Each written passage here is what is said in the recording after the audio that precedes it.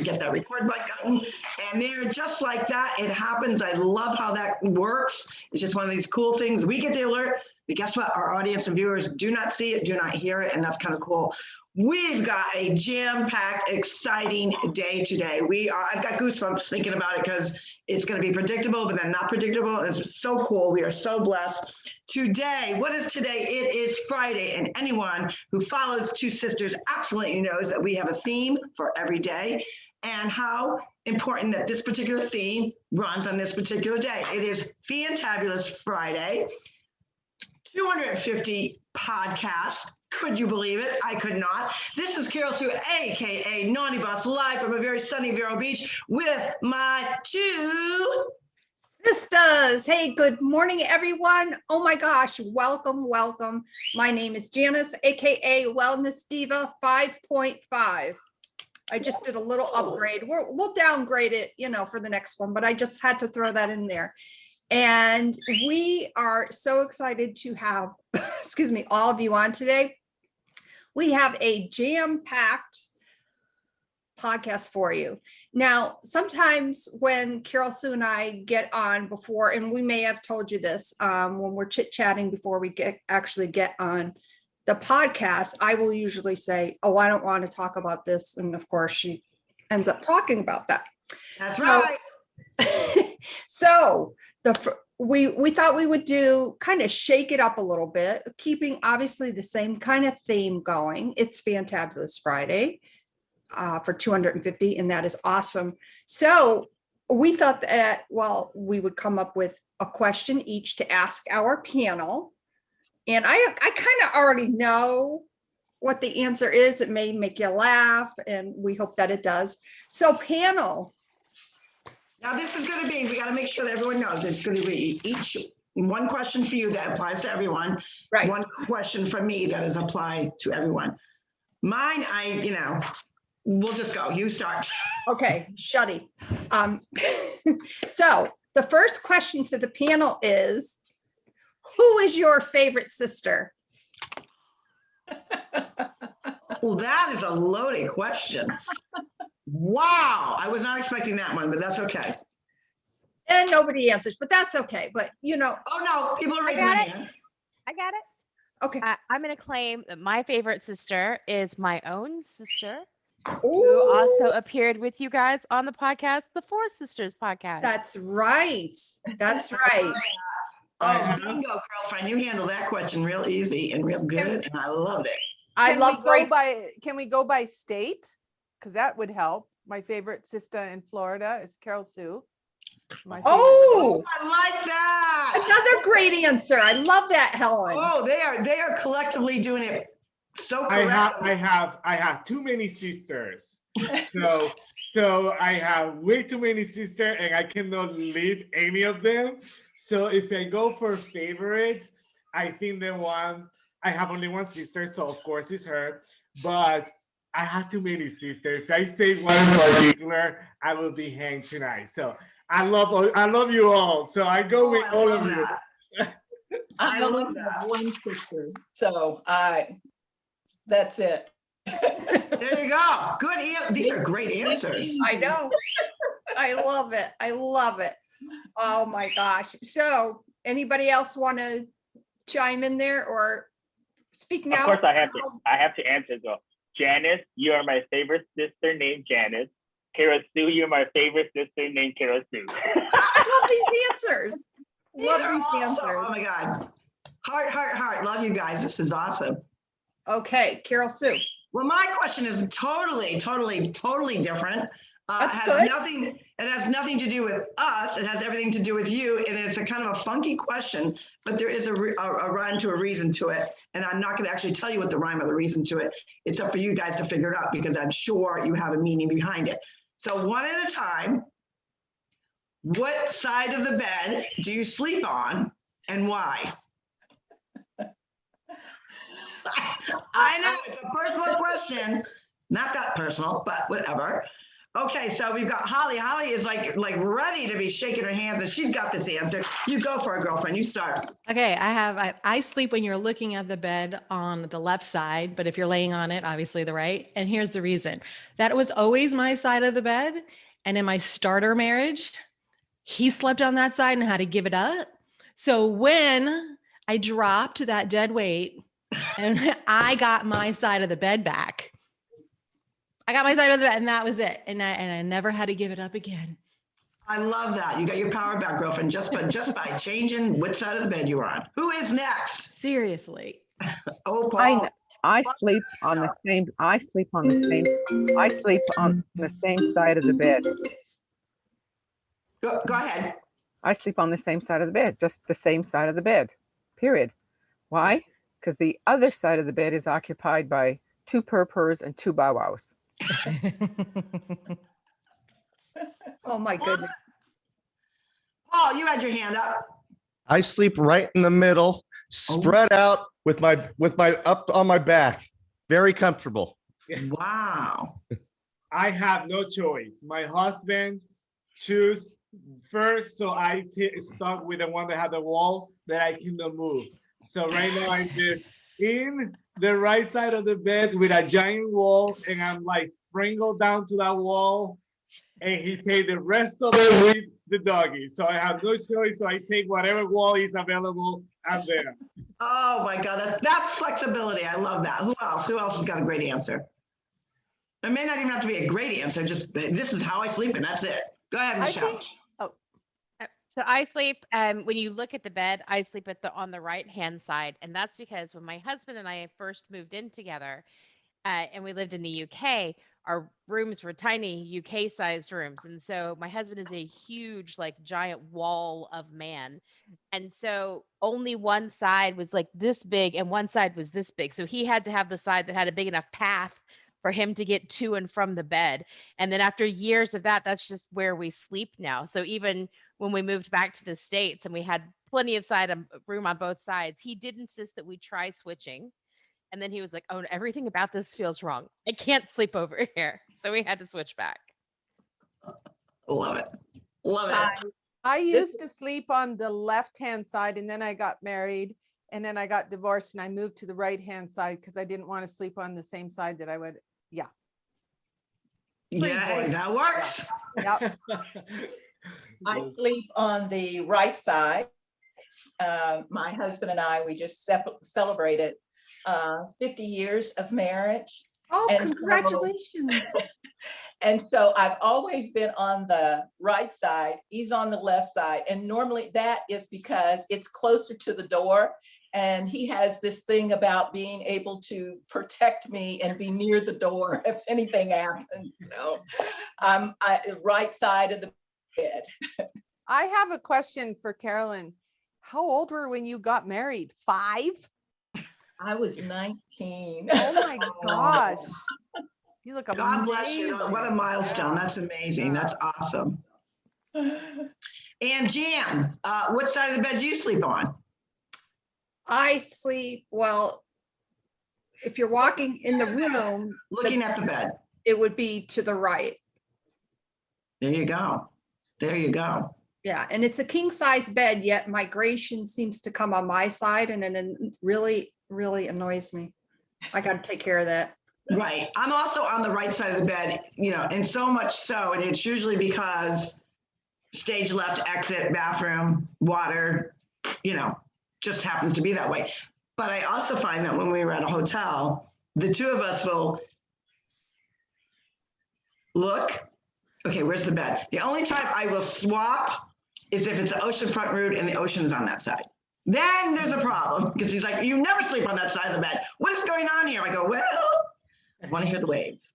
And he's very good about that. So yeah, it's one of those weird questions, but a lot of people have, different preferences of why they want to. And sometimes it also has to do with the kind of the hidden meaning behind all of that happens to do is when you are in the womb of your mom's belly and you're in that fetal position. And you usually tend to, not always, but you usually tend to go to the side that you're going to turn on the side that you were in the womb in that fetal position. So whether you were to the right, you tend to fold up and go to your right. If you sleep on the left, you tend to go to the left. So it's just one of those weird things. And that's that. That was our kooky questions. Interesting factoid. So before we get into the roundtable discussion, I just want to play the intro to Oh, God. our very first podcast. And I crack up because we had no clue what we were doing. Okay. So I'm very blunt about that. But we had a heart, we had a desire, we had a passion. And this is where it all started. So without further ado, and I'm just going to play it through the intro and when we introduce ourselves. Okay. This first podcast was 16 minutes and 48 seconds.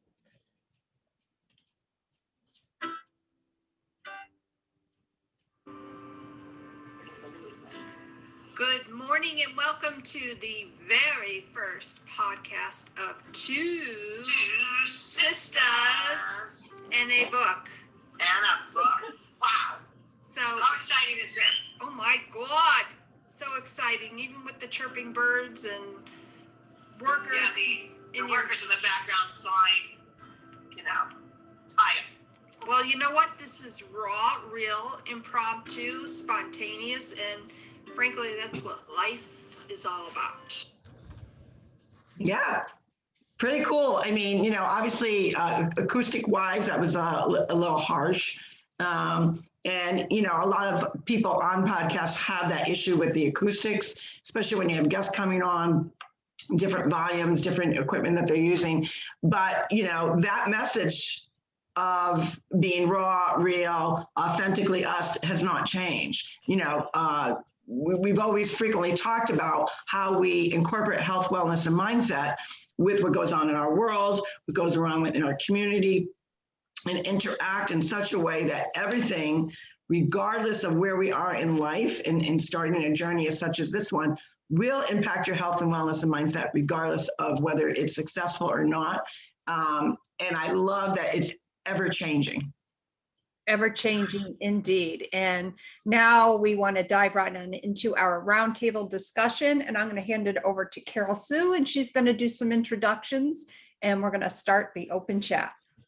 Yeah, for the first person I want to bring on is obviously someone that is very dear to my heart. And because, we share the same faith, but not only that, the message, I would say that his message in particular was one that was so impactful in such a time where, we're in modern times, right?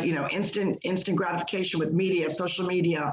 Now you have everything where, you have the gender reveals with children, and there are little surprises, true surprises in life that are true blessings. And he was granted a blessing in a dream. So without further ado, I'd like to introduce Alexander Diaz.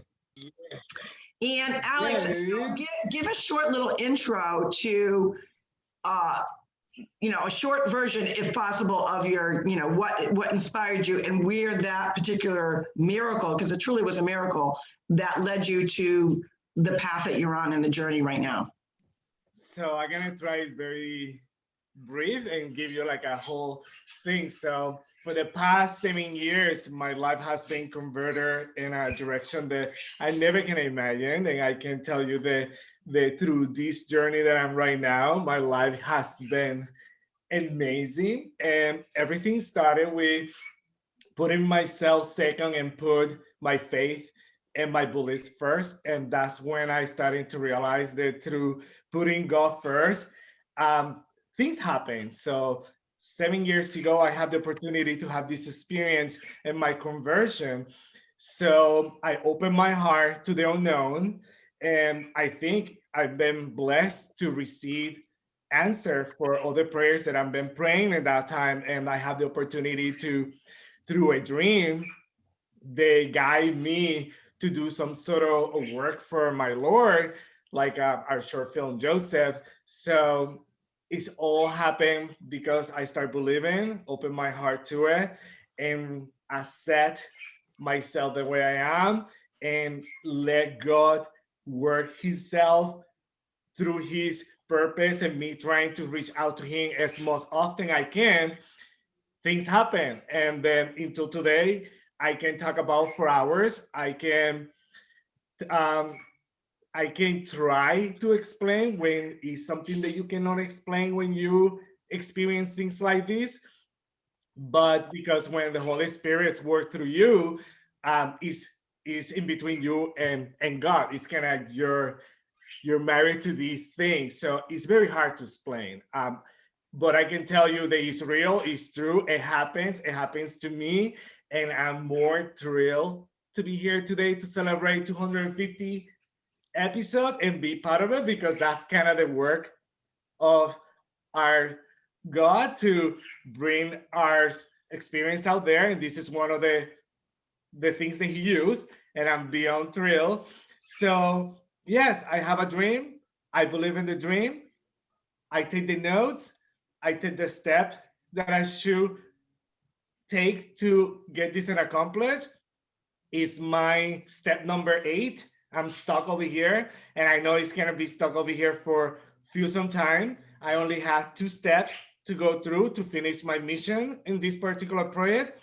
And then I'm here to share with you the love of God through a gay proud person, and take all that stereotype of God and gay and life and things out of the way, because I think that we're all fortunate to be made by him, and he has great for us. So here I am. So let's talk about it and share that love.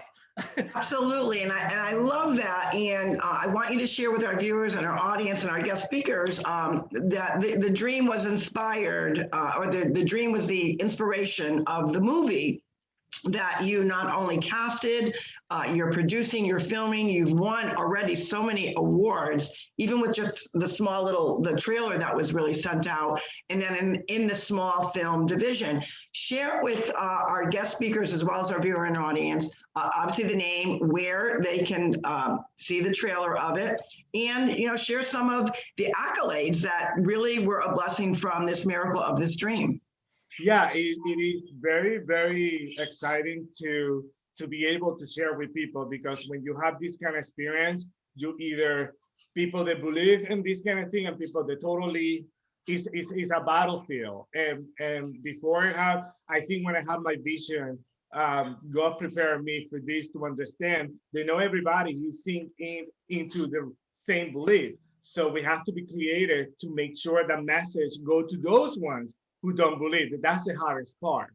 So the film name is Joseph, and it's about Christ, Father, and it's all about a vision. As you all know, maybe the people that know about faith and the story of Christ, when you go and search Joseph, you only have very little of what happened to him, how he was, and all of this stuff. Me being a stepfather, I always have, I have a great son, and he's adopted, and it's the most biggest blessing I have. And through Joseph, I learned, and I always searching how someone can get a huge responsibility from someone that doesn't kind of belong to you. So you have to be the protector. You have to be the guidance. You have to be the teacher. And always when I get to my church, and I always question how this, and then I start to pray. And one day I came across to a lady who provided me with this old Bible that was falling apart. And then when I opened, crazy enough, when I opened that huge Bible that I have it right here, and I can show you, when I opened, it came right to the story of Joseph.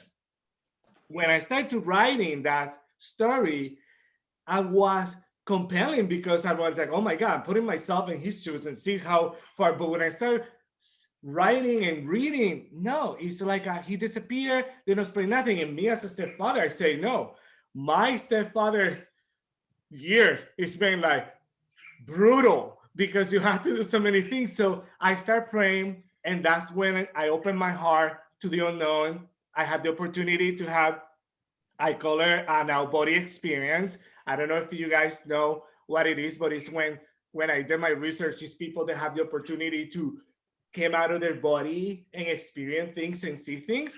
So 2 years in this research, I had the opportunity to experience an out-body experience where I saw the life of Joseph through me, putting my own struggle through Joseph to be able to say yes to the unknown. So the whole film is a short film. Of course, when I have my vision, I end up with a 90-minute film. That is my ultimate goal through this, to get the whole thing out. But of course, I'm not a filmmaker. This is my first thing. God pushed me through this for his purpose. And even today, I had no idea what is going to happen when I reach the number 10. So it's all about believing and give it all. So right now, I have this whole film in my hands, and then I research the hell out of it. I talk to writers, producers, all of these stuff to give me an idea how this works. Finally, to be able to give a hint of what is this story, I had to compile everything into 12 minutes. So I condense as much as I can, forgive a little bit of view to people to understand what the concept is, and then end up being a short film. And then I start following my step, and then I submit it to all these things, and then we win for Best Short Film in the Christian Film Festival, that is international. We went into Rincon Film Festival, that is one of the huge international film festivals in my island. We reached Best Directors. We have a lot of awards. They come with things, but to me, that's just a little piece of what it's all about. It's more about the journey and the conversion of believing in that vision that I have, and these 10 steps that I'm submitting myself to it and finish his mission. Amazing. It become part of my life. Right now, I'm in a mental break because for the past 6 years, I submerged myself to this heart and soul. And then now, in January, I just mental break, and we just kind of focus now on me and how much this journey is changing me, concentrating the change till we can be moving forward. So it's been quite a ride. I'm sorry if I'm taking too much time, but you're fine. I'm so passionate about this that is truly my life. And absolutely, it changed the dynamic of my family. It changed the dynamic around my neighborhood. It changed the dynamic among friends. And now I can see the result that, wow, this small little thing that I was thinking this is impossible. When I say, yes, I have to do this. I have to follow this 10 step. God bring every single person to me right in front of me. It was so weird. I passed through good and bad things through the process. It was absolutely something that I cannot wait to share the 10 step and then be done with it and see what is next. Well, tell everyone the website, because for that, I'm gonna say this because I rewatched it. I can't tell you how many times. For a short, like 12-minute piece. Yes, the costume, the feeling that you immediately get from someone that had a vision from the Lord through a dream that sent him on this journey. You should be not only proud of your efforts and your actors, but you would never know that this was not produced by someone who had no clue what a film camera was or whatever. So share with everyone where they can go see this trailer, because I promise you, 12 minutes, it's definitely worth it. And I'm so excited, and we're both looking forward to the end piece, the end result. But so share with us the website. So right now, you can go to www.joseph.film. Over there, you have some trailers, you have the complete short film, and then you have information, and then you can see the cast. When you see this short film, be in mind that all these that you see, the only professionals that I have is few of the crew that are hired to complete this for me, because it's a way that I can do it on my own. But 80% of the people that he's in this film has no idea of what we was doing, and even the actor has no professional actor. Even the main character is not a real actor. So take in mind that all these things that you will be seeing is because God make it the way that He wanted to be, and me because I don't have no say, no way before God. So everything happened the way it is. But www.joseph.film, check it out, like it, and see if you have anything to say, send them my way. I'm open to anything. The step 9, hopefully start maybe in this fall. And we're looking in particular with one main person that I saw in my vision, and I finally got his name, because when I saw the vision, I never saw names, I only saw people. So I finally, thanks to the TV, cruising by, I came across the same person and I got the name. So Good. now that's gonna be our target to our next step. That's awesome. Awesome. Well, congratulations, Alex. We Thank you. love the update, the inspiration, and the true miracle. As I said, you know, in this day and age, we don't always, there's miracles out there. You have to be open to them. And you certainly were open to God's love and direction. And I absolutely love that. And we need it, in these times, like what we're living today. Yes. It is so important to everyone start believing in dreams, and believing that by dreaming, you also become a better person, and you can make the difference in a huge way. So don't let all these things going on in the world to fool you, because we're here to do His purpose, and we cannot allow no one to stop us to do that. Oh, great advice, Alex. I love that. Thank Jan. you. Can I say something about that? Can I? Do you guys Absolutely. care? That's what a roundtable discussion Okay, is. all right, Alex. So I'm an intuitive. I see dreams. This is what I do. This is how I live my life. So I have to tell you 3 things. If you're open, you ready? This is good. You're totally connected to spirit and God, and angels are everywhere around you. Don't worry about the 10 steps, because you have at least 3 more projects. I'm hearing 5 to 15 more, depending on how quickly you do it. And they're all attached to apostles and the humanity of their story and making it accessible to people now. I don't know if you're doing it in Spanish, but you had better have an English and Spanish version, because you're speaking in English, but in my head, I'm hearing Spanish, so I think you ought to be saying it in Spanish. So entiendo más que hablas, but you know, like I can understand much more, but that is totally your thing. And I was in film and TV for 18 years, so I know lots of people. So if you want to get my stuff, now they're LA people, so they can be flaky, but I have a particular person who is exceedingly, he's born again.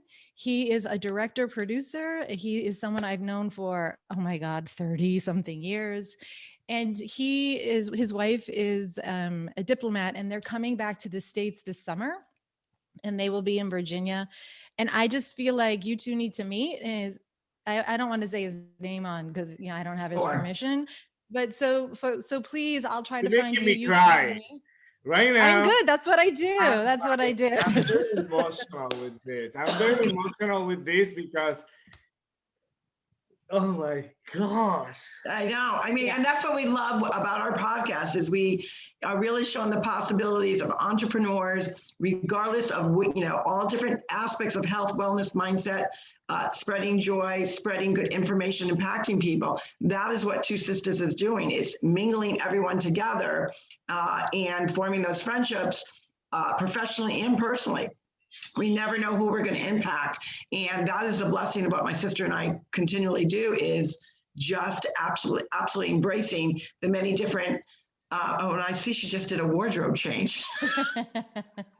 The power of social media. Okay, Jan. Holly, I'm sorry to say before, I don't want to tell them more, but Holly, you and I will. Oh yeah, don't even worry about it. We'll be connected. We'll make sure that everyone has everyone's information with a follow-up email, and that's the beauty of this. Jan, who would you like to introduce now? Well, I would like to introduce our first guest. She will actually have her solo podcast next month, and Carolyn and I met, and I believe it was through Lisa Marie Pepe. We were in a group together. Carolyn Warren, welcome to the Two Sisters family. We are so excited to have you on here. And obviously everybody knows I love to read. So Carolyn, if you wouldn't mind share with us. I know you have a book coming out, and I am so excited about that. If you could tell us a little bit about your book. Well, thank you, Janice. But first of all, let me just say I've enjoyed the conversation thus far, and excited that I could be a part of it today. I have a new book that will be published here, should be ready for pre-sale in about 3 weeks. And the name of it is The Women at the Table, Ordinary Women, Ordinary Moments, Extraordinary Impact. Wow. And just to give you a little bit of background, I have a story similar to Alexander. My husband and I, about 8 years ago, we were on vacation, and I was sitting by the pool, reading a book. I'm an avid reader, love reading. And so my favorite time is just to sit with a cup of coffee and read for hours and not be disturbed. Well, I'm sitting there reading at the time it was John Gresham. And so something just drops in my spirit that God says, I want you to write a book. And I'm thinking, write a book? Well, in just a matter of seconds, I hear write a book, and then I get chapter headings and topics that I'm supposed to cover. And so I wrote everything down. And the thing, after I was finished, I'd look at it and I say, God, why would anyone want to read a story that I'm writing? Because I'm accustomed to, to reading these, and, New York Times and all of this. But the story, the framework of the story and the book is about 7 women who had made just a phenomenal impact on my life. And the life lessons that they taught me that really prepared me for who I am today. So much of what I've done, I can trace back to these 7 women. And I realized as I've been on this journey that there is a larger story. And this was what took me a while to understand, that it's really not my story, but it's every woman's story. And every woman, sometimes we have this in the back of our minds that says, well, why me? I can't do that. Or, I don't have a well-known name, or, there's all these prerequisites that we put on ourselves. And so that is how I came up with the subtitle, The Ordinary Women, Ordinary Moments, Extraordinary Impact. Because what God showed me as I was writing the book is that these quote unquote ordinary women, uneducated, they didn't have a college degree, they didn't have a 90210 zip code, none of that. But they were just women. They were ordinary women. And of course, I want to preface this by saying we know that no one is ordinary. Everyone has a purpose. Everyone has destiny inside of them. But from the world's perspective, they're ordinary. But these ordinary women invited me into their lives, and they took what would be considered insignificant moments and made them extraordinary. And as a result of speaking into my life, correcting me, teaching me, mentoring me, coaching me, it resulted in an extraordinary impact for me. The part of the book title, The Women at the Table, is that all of these women were friends of my mother. And so my mother is one of the 7 women.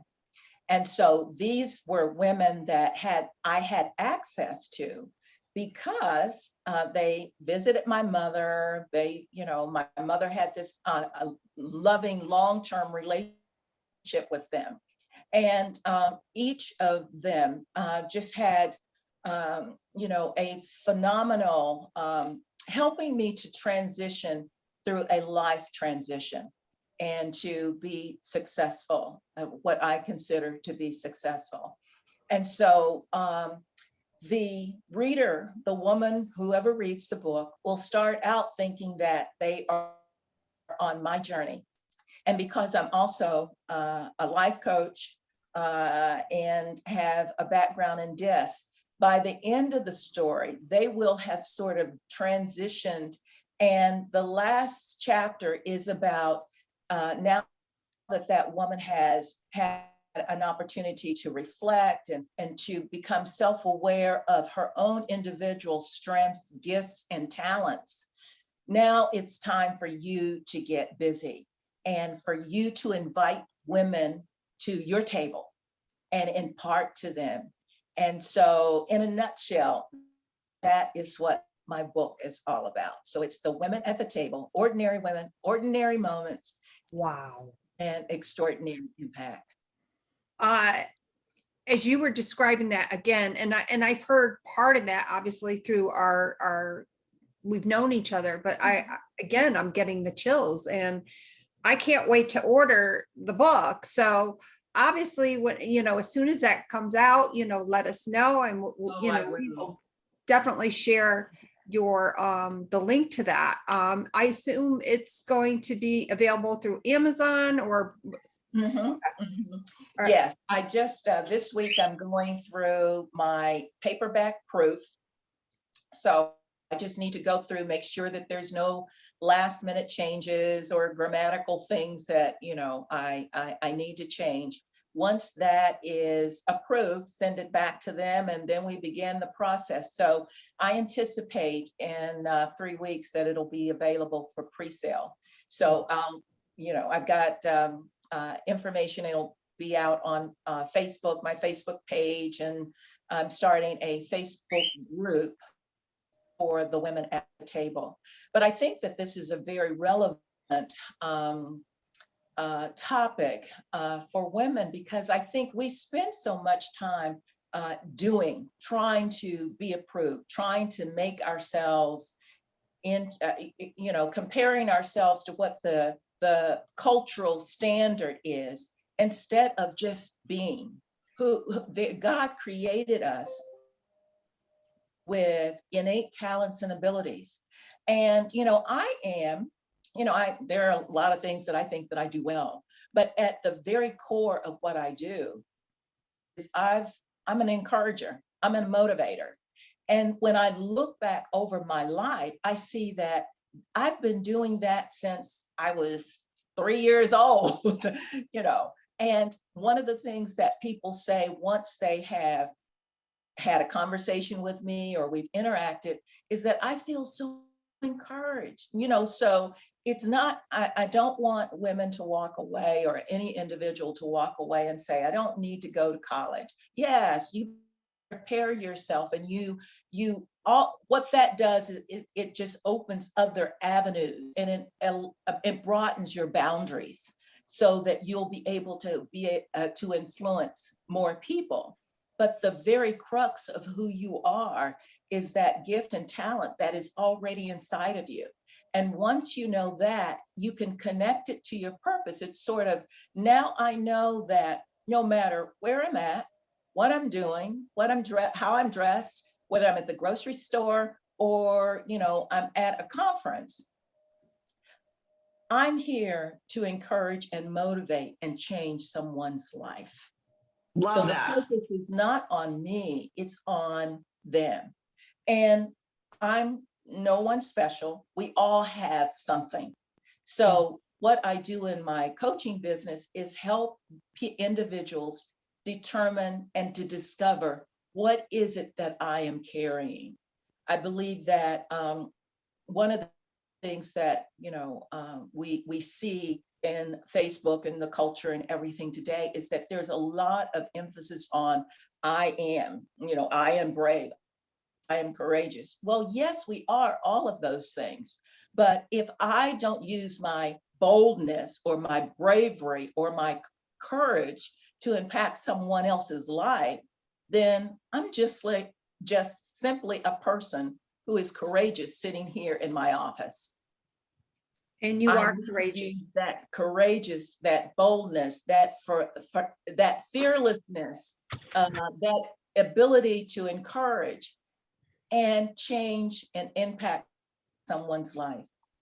I'll just share another little thing. One of the things that I talk about my mom. My mother will be 101 September 29th. She still lives on her own, has her own apartment, you know, does all of her cooking, laundry, all that kind of stuff. And she does it because she has bad knees. She's in a wheelchair, but she has so much energy. She has so much desire to live life that anyone who's around her is impacted. And one of the ways that she has always made people feel like they were special was with her cooking. She enjoyed cooking meals and having people to, and serving them, and just really making an impact even in that area. And so it's not so much what you do, it's just that you discover what it is that comes naturally to you. Mm-hmm. And then you use that to change someone's life. Wow. And so we all carry a gift. Wow. Thank you so much for sharing that. And I can't wait to catch up with you more when we do your podcast next month. Wow. Congratulations. We're so excited for you. Carol Sue, you take it away and do your next intro. All right. Well, this particular person really showed how to overcome adversity. Such an impactful journey. We've had him on a few times. I absolutely adore him. He's just, gosh, he's just one of those people that's going to inspire you no matter where you are in life. I'm going to introduce Paul. 250. Exciting. Good job, guys. Keep it up. 50 more, 300. I can't wait to come back for the 300, right? I'll absolutely back for the 3, right? Absolutely. We really are planning. We want everyone out there to know we had a lot of guest speakers that wanted to get on. We wanted to keep it a little bit smaller, a little bit more intimate. And we're also thinking about doing some sort of summit kind of thing, because we've had so many amazing guests, as all of you are, that have, whether it's a product, whether it's a vision, whether it's coaching, visions, whatever it may be. There's so much to impact people, and why not do good in the world? But I love your particular story. If you can give a little short version of it, and then kind of tell us where you are today. Absolutely. So I don't know if you guys know, but I have what's called cerebral palsy. And what that is that labor, it was lack of oxygen to the brain. And as a result of the lack of oxygen to the brain, it leaves one side of the body paralyzed. And this is permanent. This does not go away. So when I was born, I was not moving the right side of my body very much at all. So obviously my mom was very concerned about that. And she took me to the doctor to get some testing done. And it came back that I had cerebral palsy. And at the time, the doctors thought it was so severe that they thought I would never, ever be able to walk. And at a certain age, it'd be a good idea to get me ready to be in a wheelchair, because that was going to be my life going forward. Well, thank goodness for a great mom. That was not my story. She got other opinions and found a physician that was willing to help me. And with this physician's help, I was able to walk at age 3.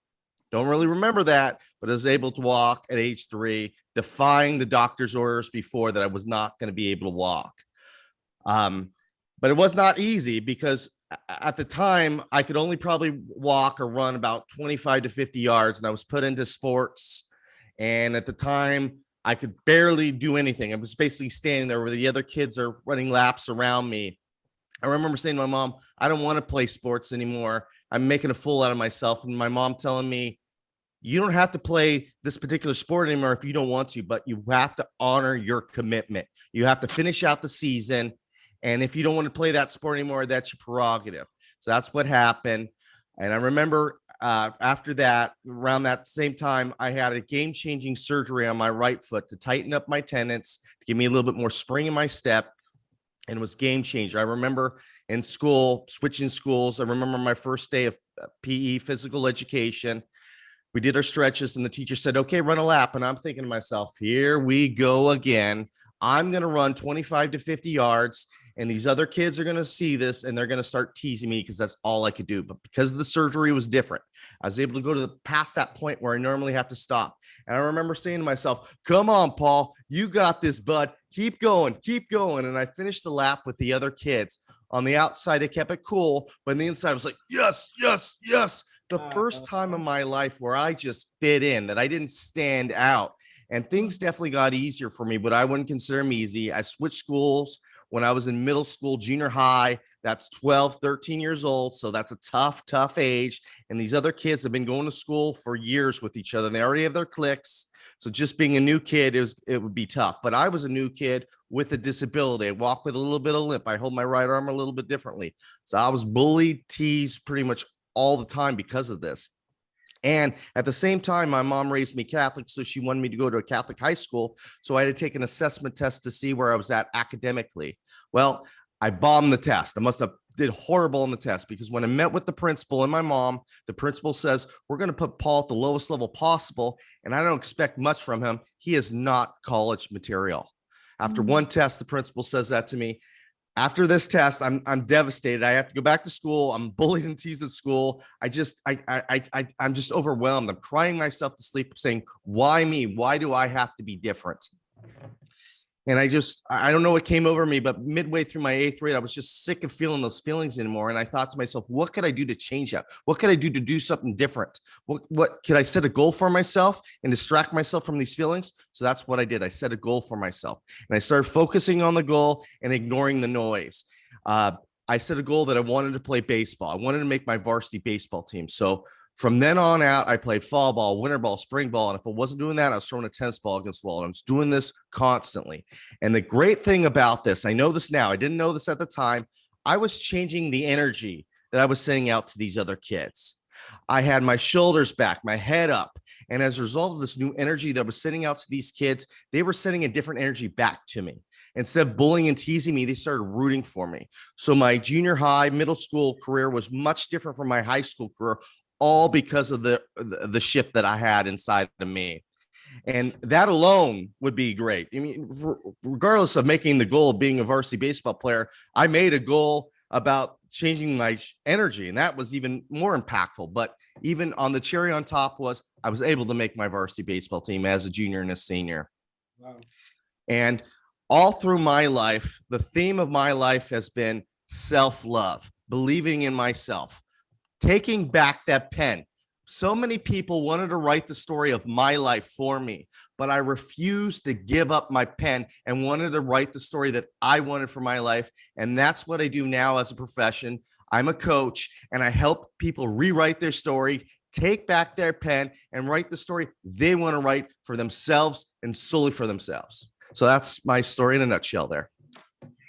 Wow. Thank you so much. I still get chills hearing over it, and you know how much I feel about your mama. And, that is one thing that we've always strived with our children, that, we live in, again, we talk about instant gratification, instant this, instant that, quit this, quit that. No, honor your commitment. And that was probably one of the biggest lessons that I'm sure that you took away, and that holds dear to your heart. And thank you so much, Paul, for sharing. We are going to go right to Elliott.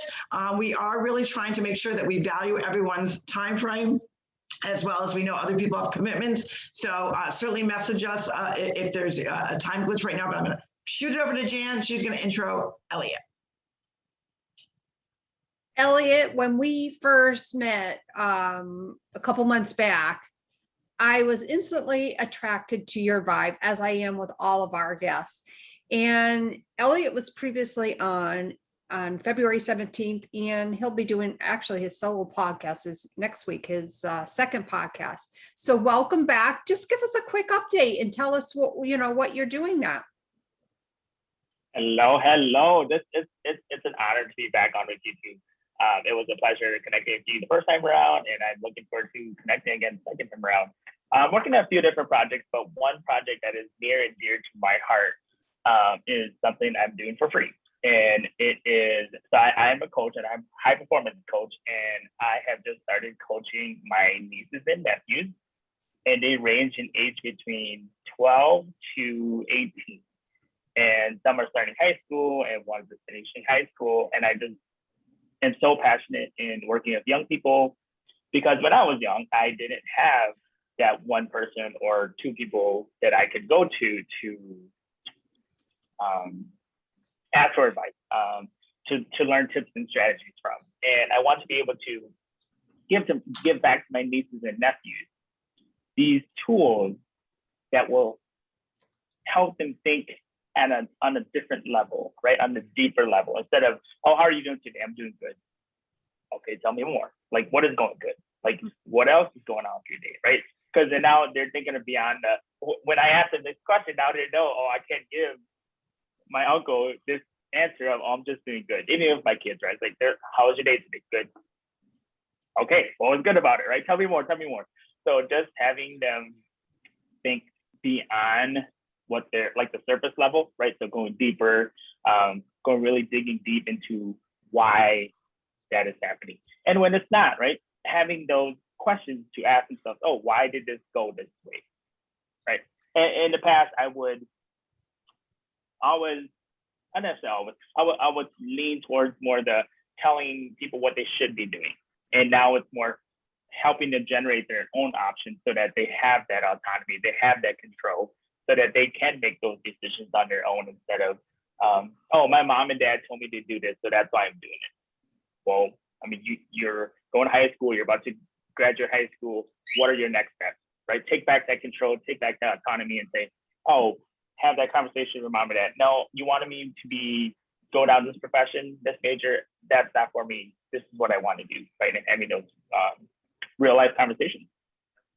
Wow, thank you for sharing that with us. And I think that is so poignant to say, because our youth today just going through so much, but to have that additional guidance. And do you think that, I know that you said that you're doing it for free and your nieces and nephews, but do you foresee yourself offering that perhaps online to other teenagers around the US or even abroad? Yeah, so currently I am working with a group of 4, and they're juniors and seniors. And then that's where I got it came to me like, oh my God, I'm offering this to this group. Why can't I do it with my nieces and nephews? And it took a little bit of pushing and urging to get my nieces and nephews on board. And I just came in and said, hey, be open with this. You're going to come in, have a conversation with me. I'm not going to be your uncle in this conversation. Just share openly. And I'm not going to share anything with your parents unless it's something that you're hurting yourself or you're hurting someone else, right? Whatever you share here is confidential. Whatever you share here is going to stay here in this conversation. And I also let them know, hey, don't share what you hear about your cousin somewhere else as well, right? That's where the magic's going to happen within this group, that we can be vulnerable. We can lean on each other in this conversation, in this circle, but don't let it outside of the circle. I love that. Thank you so much for sharing that. And we are really going to dive into that next week. And I believe it's the 16th that you're on. So yes. I know that you're going to keep us posted on everything. Thank you so much for sharing that. So Carol Sue, I'm going to send it back to you for your next intro. Awesome. It was really great, Elliott. We look forward to next week. You always just have this, I love your smile. It's always big. It's always pleasant. You just have that great vibe about you. I would like to introduce someone that we really had a blast with on our podcast, so much so that she invited us to her podcast with her sister. And she has actually got a great, I love what she does. She helps people kind of reinvent themselves, get them in that job market looking and really addressing the issues of maybe their resume or what they're doing, and really being accountable, say, hey, hire me, but let's showcase yourself really well. Let's introduce Michele. I feel so much less noble than everybody else on here. Like I have had no divine visions. I have not written any books. I had none of this. So I am lowly recruiter and resume writer type, but I do help people get jobs. So I guess that's helpful. I am a career coach and a resume writer and a recruiter. And I am actively trying to change all of the games and rules to make it more fair for people and be more inclusive. So That's me. I have had the pleasure of being not once but twice on the Two Sisters, and it was a blast both times. I actually think I like the second one better. I think like the first one was great, and my favorite part of our first one was when Carol Sue's nail technician jumped in with a surprise question for me. Mm. But yeah, no, it's been amazing working with you guys, and I am so delighted to reach out to your audience and always be helpful to anybody that I possibly can. It's really hard for me that I know that the information that I have and the ways that I'm able to help people make such a practical difference. Like with my assistants, people go from, I have a client of mine who she had been out of work for over 10 months. She was the provider for her family. They were 6 weeks away from losing their home. Um, and she we helped her. We rewrote her resume. She got a new job making 20K more than she was before.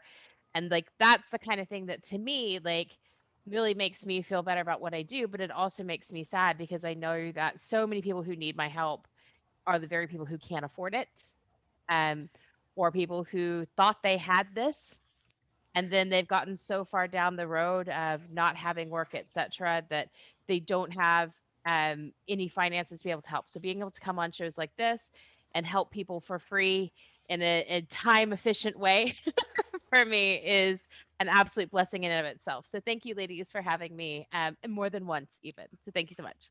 Absolutely, but first off, kudos to you, but don't sell yourself short on what you do. You are providing a service, and that's all inclusive to health, wellness, mindset, because if you don't have the necessary skills, which most people are not great writers. Most people do not know how to sell and showcase all their attributes that are going to actually work in the market that they're going after. So what you provide, and I always say that, make room and spend the money where you're going to actually benefit from a situation and or direction that you couldn't do for yourself. And that's what you're providing. You're providing guidance. You're providing clean up that resume. Let's get it shorter. And one of the interesting pieces that I don't think people realize that you actually chatted about on the last episode was about LinkedIn and how companies are looking for real people, real lives, not this fluff and, whatever. Kind of repeat what we were chatting about at that point, because many people just don't know that. What you're saying is that in the past when LinkedIn first came out, I'm old. So like when I was one of the first people on LinkedIn, I was already a recruiter when that all started, and everybody was very headshot, very formal. It was a very professional site. And now that is not what anybody wants. We want to see your freak flag fly. So you've got, you love dogs and wine. Great. Have your headshot, replace your headshot with a picture of you with your dog and a glass of wine. I had one guy who I helped him change his around, and now it's like software developer stroke zombie novelist. He said from the moment that he changed it to being zombie novelist and had a picture of like something with the zombie, he said he got 3 phone calls from recruiters that day, because that's what we're looking for. Like your LinkedIn is basically clickbait for recruiters. You want something on there that makes me go, all right, Holly, I see you. We could be friends. Let's check out your LinkedIn. So you want that little bit of jazz. You want that little bit of something that makes you innately you. And that is a shift overall in the market that I think those of us who are a little older, we're not prepared for, because we spent our whole life being trained that professional looks like this one thing. And now the marketplace wants something very different. It wants authenticity. It wants warts and all. It wants you to, show up in loud, brightly colored clothing or, whatever, but being like this big, loud, and authentic self, or this quiet, authentic self, whatever that is.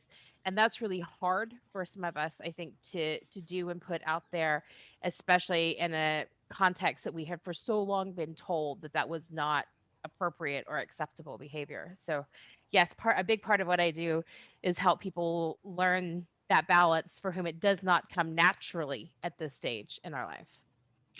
And that is invaluable. And that's why I said you have so much knowledge, so much, on point with what the market is looking for. And like you said, most people in the traditional sense of doing a resume, LinkedIn, still kind of like, no, it's got to be done this way. And they don't even know where to even start with that, where you're guiding them into really showcasing them being authentic.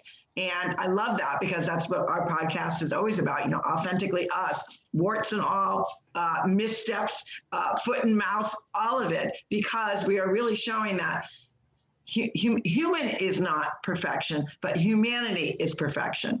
And in that way, that we welcome and share and embrace everyone's ideas and who they are. And I absolutely love that. Thank you so much, Michele.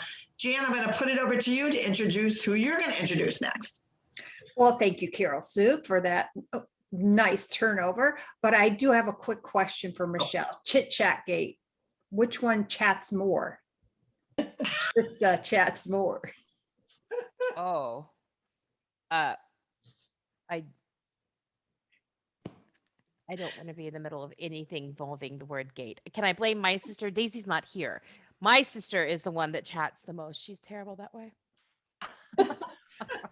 Well, thank you so much. And I loved all these responses. They're priceless. So thank you so much. So our next guest was recently on, and I know we're kind of going out of order, but that's okay. And I'm having issues with my eyesight as usual. Helen Rose, a rose by any other name. She's more than a rose. She was on with us on May 20th.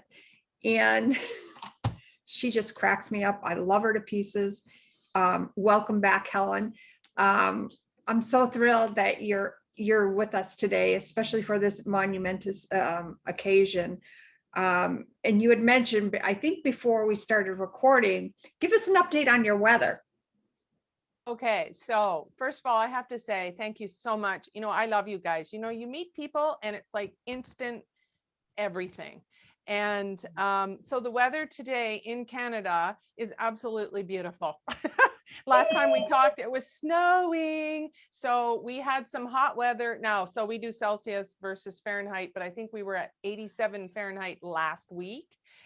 This week we are, I can't do the conversion in my head that fast, but Okay. we're like 6 degrees right now. So it's a little frosty, but it's beautiful. So I don't care as long as there's not the white stuff this time of year in June. So it's great. But, just listening to everybody speak, it's amazing. I have to say, I love Zoom because I would never have met anybody sitting where I'm sitting. And the people's stories, like just everybody's, Alexander's and Carolyn's, and Michele's point about not really, I hear it all the time. People say, well, I don't have really those epic stories to tell, but indeed you do. And one of the things, to Michele's point, is we are all on our polished versions, right? And that is just not how it happens. Nobody comes out polished, I think, anyway. So I don't know. Do you want me to give a bit of my background or? Okay. Yeah. Okay. So I was a child of the foster care system in Canada. I was shuttled between my birth mother and 8 foster homes before I was 2.5 years old. And then I was placed into a home at 2.5 that subsequently adopted me at 4.5. And it was a disaster. Now, I don't think that home was a disaster necessarily. It was, if you're going to do levels of disaster, it was probably at 3 out of 10. But then you got a little girl coming in there at 2.5 that really did not know where she belonged anywhere. So that disaster became 12 out of 10. So I kind of just wandered through my life, not knowing who I was, not knowing where I belonged, making, not the greatest choices. And so I kind of just, faltered through until I was 25. And then my gift that was given to me was my son. And that was a game changer.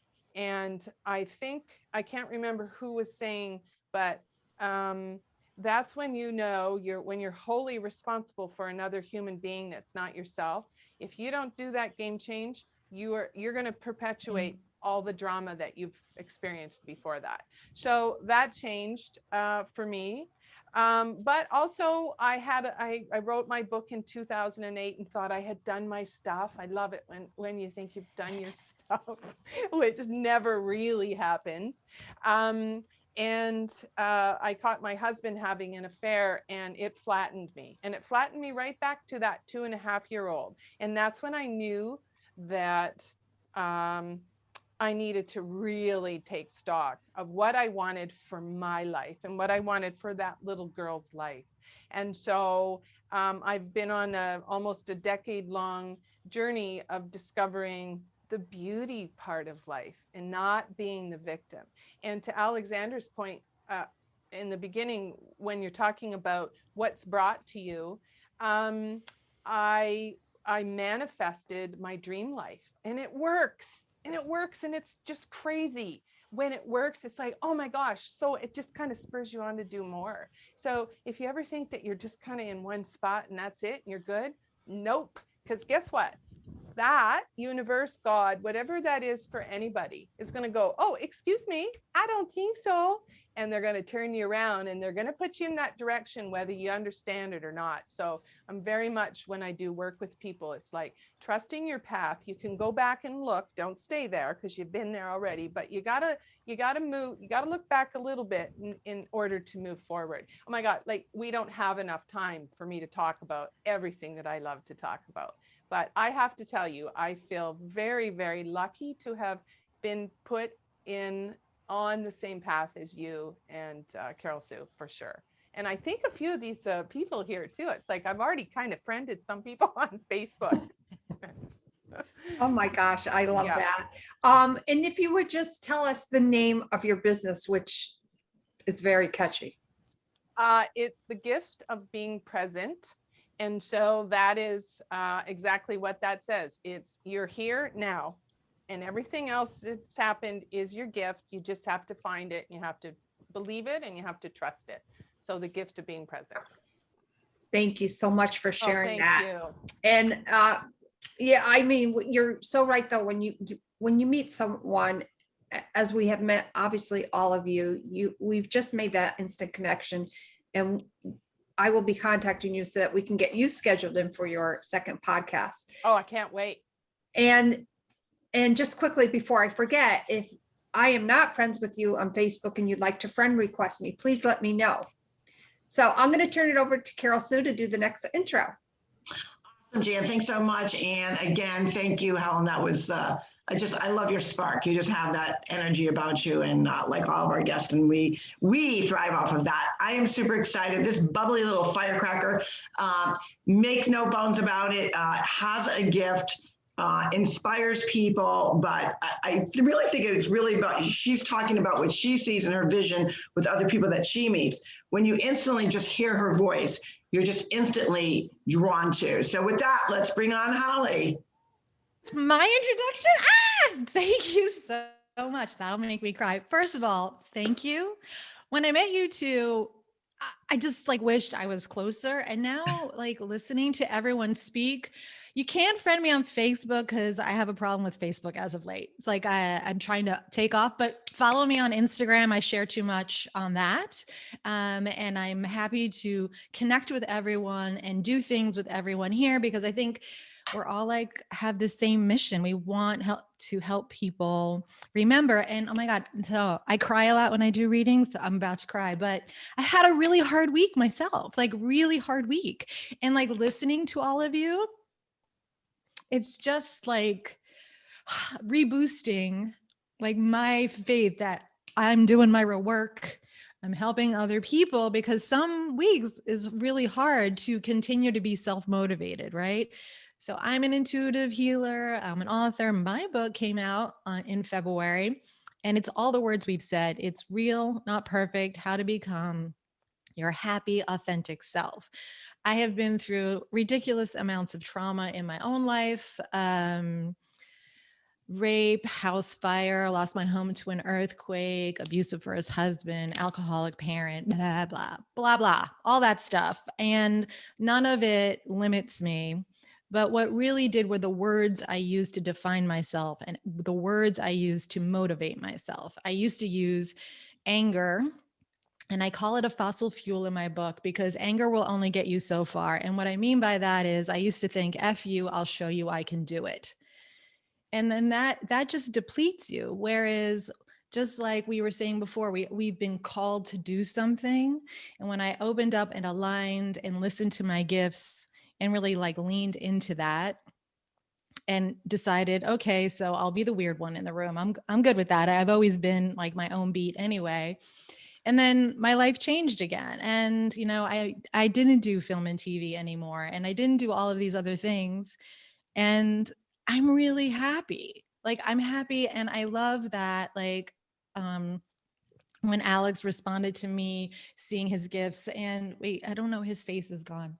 But the man who was Elliott, who was doing for the children, I'm like, I see a bunch of things when I look at you too. So I love the gift of inspiring other people. And you two, I mean, really, I mean, we could just talk every week. You should just call, we can have a chat. And I love that you do it and you're so joyful at it. So thank you. Thank you. Wow. You know, one of the questions I think a lot of our viewers and our audience commonly ask when we have someone that has that type of gift, you know, and how do they hone into it? Like, geez, I heard you, Holly, talking yet. You know, I kind of think like I have that, but I'm not really sure. What would be one key piece to your journey that you can share with our viewers and our audience and all of your viewers and audience as to, you know, embrace it and kind of go with it? But what would be like the light bulb moment that you would say, oh yeah, you had that gift? I think, well, I've met a lot of empaths. So a lot of people who are like, overly emotional or are big helpers in other people's lives. I think that's usually when a boundary needs to happen because you're taking on what's their work. But I think a really good, very easy trick of knowing that you have a gift of insight, maybe it's not to help, you know, people like this, maybe it's to help your family. I'm a big believer of like, you know, grow where you're planted. I mean, yes, there's change, but maybe you're in a situation for a reason. But you know, when you knew something and you didn't do it and bad things happened, right? Like, yeah, I shouldn't do that. I should have done that, da, da, da. And then it's hard, awful, and you don't like it. You should have listened to that voice, and that voice is your intuition. I also like to say it's like, for me, because I only work in love and light, it's like you get an answer to a prayer and you should feel like everyone else is talking about, like surprise, like you have this information that you feel like excited about something, or it could be an overwhelming feeling of love. And then I would say it's good to explore then that feeling and seeing if you can re-tap into it when you want to. Wow, that is all great, great things. I know there's probably a lot more people out there like that have that gift. And I thank you so much for kind of giving them some pointers in which direction, because it's kind of one of those subjects like you may not want to talk about it with your sister or your family friend because you're thinking, oh, they're going to think I'm a little cray-cray. But I absolutely love that, you know, you gave us some good pointers. And, you know, I hope all of us, you know, have a little bit of that anyways in us because it's kind of a cool thing. What do you think, Jan? Oh my gosh, absolutely. And Holly, just what's the name of your book again? If you could let us know. Sure. I'm going to hold it up even. So it's a double. It's Real Not Perfect, How to Become Your Happy Authentic Self. I'm on Amazon, Barnes & Noble, and in some local bookstores. I'm really trying to get people into brick and mortar stores. If you're in the Charlotte area, it's Park Road Books. And the links are on my website, which are hollyhughesintuitive.com. Perfect. Thank you so much for sharing that. All right, Jan, we have one more great speaker, and then we're going to wrap this up. Okay, thank you. So, without further ado, you know, when we met Alexi, there was just this spunk and personality about her, and she's just so dynamic. We've had her on twice. She was actually our second podcast guest in 2021 when we started up again, and she was on in April. So I would love to introduce to everybody Alexi Bracey. She is a Thriving as You Age health coach, mentor, consultant, and environmental healthy home expert, and focuses a lot on brain health. So Alexi, welcome to the 250th. Oh, well, thank you. It's just so delightful to be here, I tell you. So everybody here has an inspiring story to share, and your life circumstances have led you to not where you probably expected to go. So when we have a challenge in anything negative, there's always something positive that it will turn out positive, but it may be down the road. So more than 20 years ago, I was diagnosed with cancer, and I knew I was going to beat it. I didn't know how, anything about it. And so without any medical intervention, drugs, or surgery, I was cancer free a year later. Primarily, I focused on my diet. I was already a trained chef. I switched hats to a raw food chef because back then the raw food movement was a really hot item. Made a few other lifestyle modifications. And so I've spent the last 20 and some years studying all I could about health and healing from a holistic point of view, from getting to the root cause. I've helped people with cancer and detox and the whole 9 yards. And as I was approaching my wisdom years, I started thinking, you know, there's so much talk about dementia and neurological disorders. Again, I wanted to get more into the education and sort of leave the food sort of back on the side burner. And so I do freelance on occasion as a chef. And I was a retirement home, a nursing home, and it was lunchtime. And in the one dining room, the residents were all animated, having a lively conversation. And just a short walk down the hallway, another dining room where I was stationed, there were about 20 women seated at tables of 4. Some of the women had to be visually shown their choices of lunch on 2 plates. Some of them had to have their food cut up. Some were being fed. There was no social interaction, no eye contact. They were all victims of neurological disorders known as dementia. And some of these women were only in the 50s, much younger than me. And it just totally broke my heart. And I thought, the world has to know. So then the last few years, I've really focused on the educational part of dementia. There's many factors that come into play, but probably the very number one is what you put on the end of your fork. So having been trained in food, I wanted to get away from the food and focus on the education, but food is where it's at regardless of your health. But for your brain, you definitely need specific foods. So I would just like to visually give you the 7 foods, and if you associate them with different parts of your brain, you will remember them. The very first one is avocados, guacamole on your head, blueberries, 2 blueberries in your nose, broccoli, it looks like your brain is coming out of your mouth, olives, you're wearing olive earrings, then eggs, goiter, you got eggs on here, greens, shoulder pads, you're wearing a salmon necklace, you've got a walnut coming out of your belly button, you got yellow fingers from turmeric, and you're sitting on chocolate. You can fill in the blanks on that one. So the food, if you associate these foods with different parts of the body, you will remember. So I don't call myself a chef, even though I am.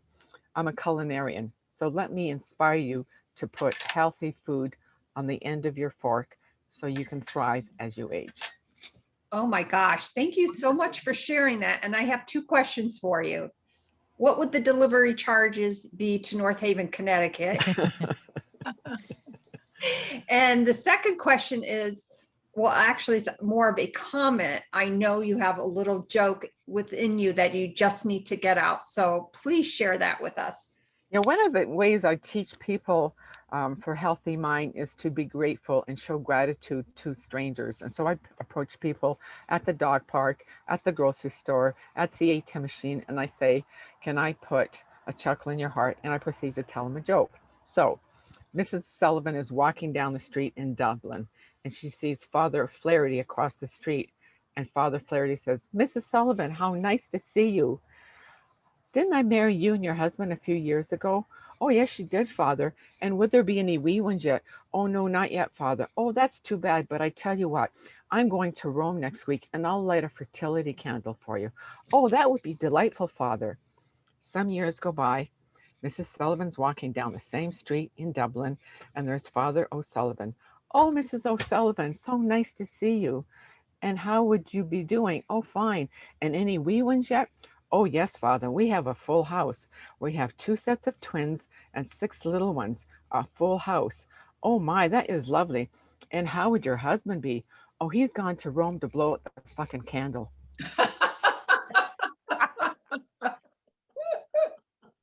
Somehow or another, I didn't expect that. Yeah, I'm sorry if I I upset never anybody. know. I never know what to expect from Alexi.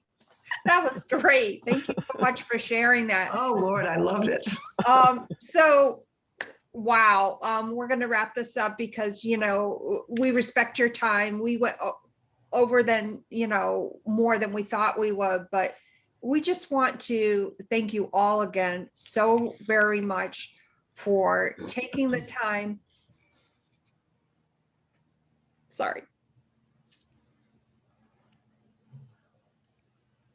For taking the time to be with us today. This, as you know, started a year ago before our dad passed away. And when I told him about what I was thinking of doing prior to making that call to Carol Sue, he was like, well, what are you waiting for? Go call her. And she never answers the phone when I call, but this particular time she did. So that's why I'm getting a little emotional about it. And there's our daddy in the back and my mom. So thank you, Daddy. We did it. Carol Sue, thank you.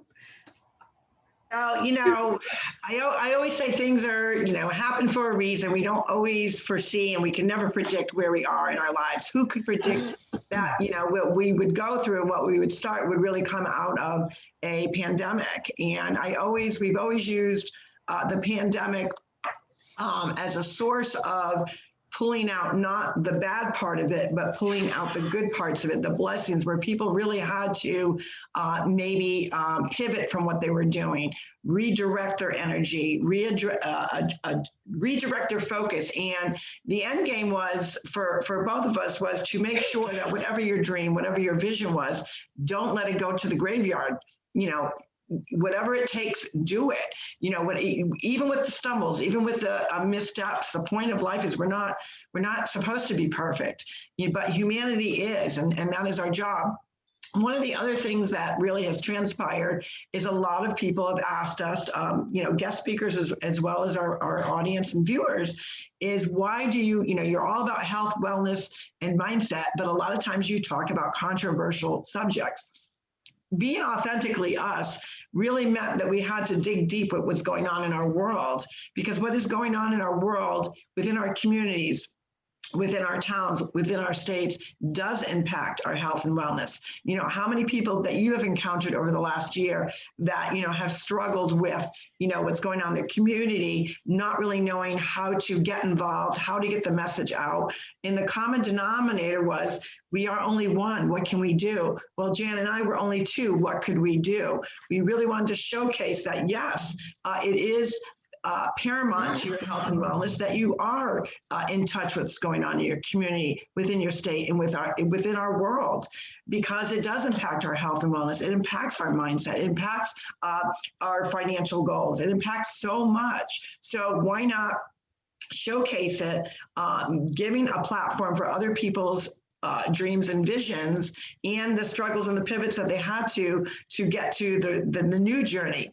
And we chose to do that with a 5-day mindset vision of where to go, how to be, you know, Monday mindset, Triumph Tuesday, Wealth Wellness Wednesday, Trending Thursday, and today, Fantabulous Friday. These are all pieces to make a better person.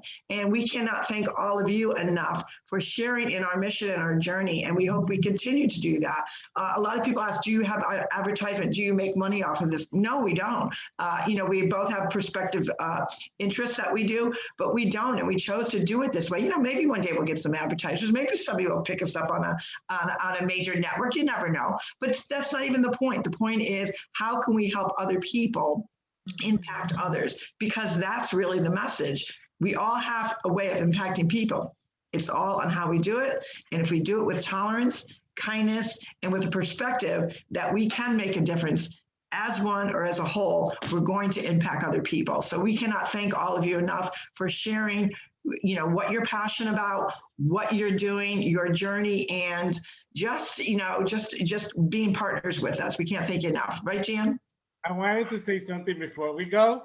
I have Michele here, and these are notes that I've been collecting for the past 6 years, and these are messages that came to me when I go by myself to our church, and I just gonna pick one, and I can read it to you to see what it says, and it say, time, and this time we need to wait, we need to be patient, and to be present to our God. So this was writing like in April of 2000, I cannot see, of 2018. Wow. So I hope that give you a little bit of I don't know, something. And then with Holly, I need to see you. I need to talk to you. We need to have dinner. We have so much in common from our past that I think that God put us together just to connect, hug, cry together, and talk the hell out of it. That's right. And that's the whole joy of what we're doing, is we're all bringing collectively what we're, you know, what our roles are in this world and how we can impact not only people that we don't know, but also collaborate with other entrepreneurs that have that same mindset. So I'm super excited about what the future is going to hold, Jan. What do you think? Yeah, like, let's go. There's so much more to achieve. And on that note, we want to thank everyone for being here today. Whew, my name is Janis, AKA Wellness Diva 5.0, and I'm with two Sisters, and this is Carol Sue, AKA Naughty Boss, live from a gorgeous Vero Beach. I'm about to get a little pickleball on and get some lunch in me. You know what, whatever you do today on this Fantabulous Friday, the one thing that we are going to both collectively leave with you is pat yourself on the back. You had a good job, good week. Embrace the milestones that you made, and even embrace the little stepping stones, because those are going to bring you to a more impactful journey. With that, we wish you a great weekend. We thank all of our amazing guests. If you need more information on them, we're going to make sure that we connect and put things on our link, as well as any other information that you need. We can direct you in that right direction. With that, we will have a great weekend, and we will see you Monday for Monday Mindset. Bye-bye, everyone. Take care. Hi, everyone. Bye. Bye. Joseph.